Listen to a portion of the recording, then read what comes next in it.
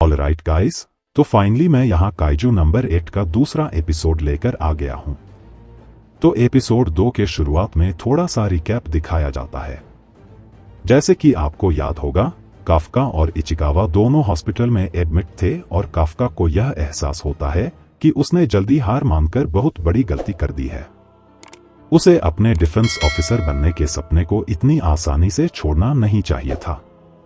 तभी एक काइजू उसके मुंह के अंदर घुस जाता है और काफका खुद एक काइजू में ट्रांसफॉर्म हो जाता है।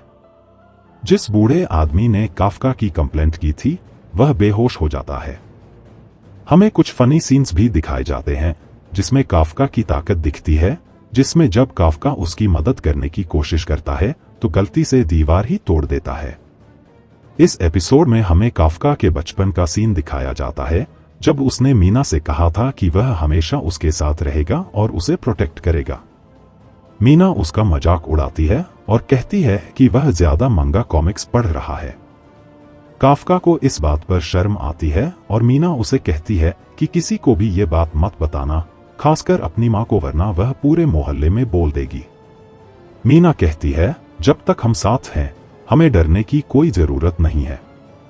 वर्तमान समय में मीना हॉस्पिटल में पहुंचती है और कहती है कि एक काइजू देखा गया है, जिसे जल्द से जल्द खत्म करना है। शहर में अलर्ट जारी कर दिया जाता है और लोगों को घर के अंदर रहने के लिए कहा जाता है। काफका और इचिकावा हॉस्पिटल से भाग जाते हैं। मीना को पता चलता है कि काइजू भाग गया है और वह कहीं और जा रहा है।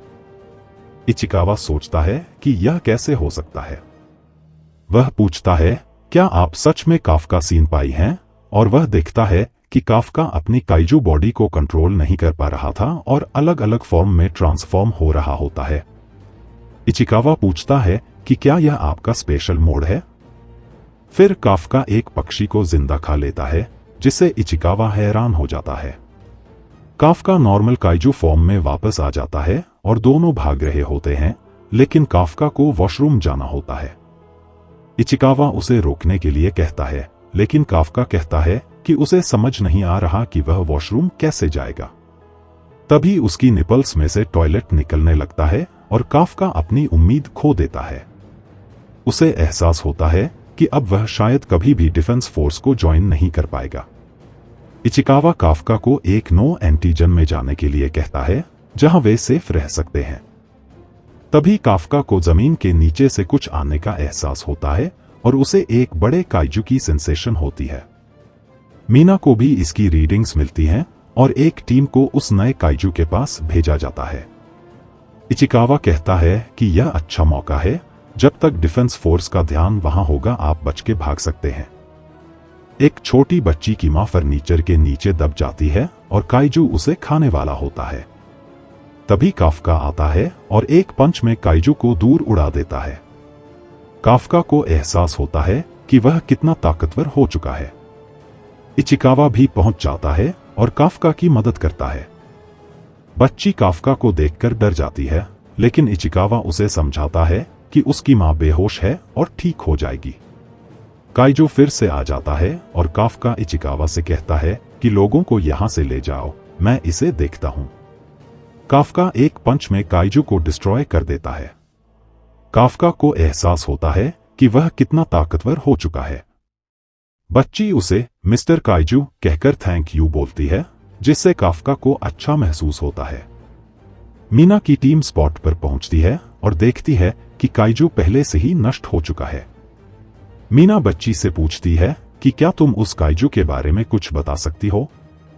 बच्ची डर जाती है, लेकिन कहती है कि काइजू ने उसकी मां की जान बचाई।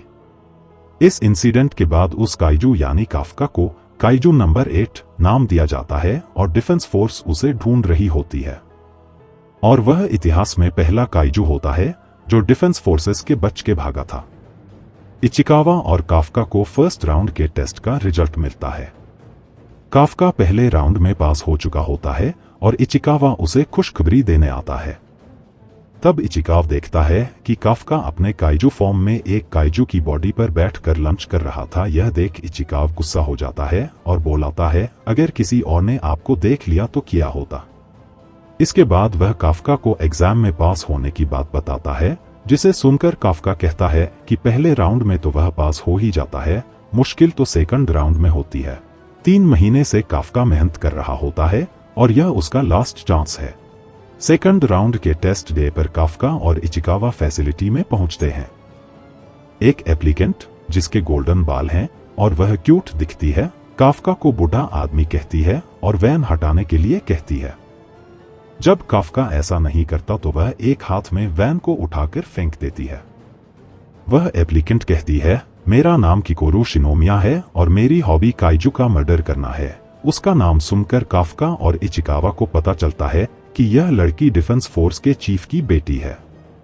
वह बोलती है कि उसे काफका से काइजू जैसी स्मेल आ रही है। इस पर इचिकावा यह बोलता है कि वह लोग काइजू डिस्पोजल यूनिट में काम करते हैं, इसलिए ऐसा है, और वह किसी तरह काफका को बचा लेता है। इधर काफका अपनी वैन को वापस ठीक कर लेता है, जिसे देखकर किकोरू शॉक हो जाती है। वहीं उसके वहां से जाने के बाद इचिकावा काफका को बोलता है कि उसे अपनी काइजू पावर्स को नहीं इस्तेमाल करना चाहिए। अगर यहाँ किसी को यह पता चला तो वह जरूर मारा जाएगा।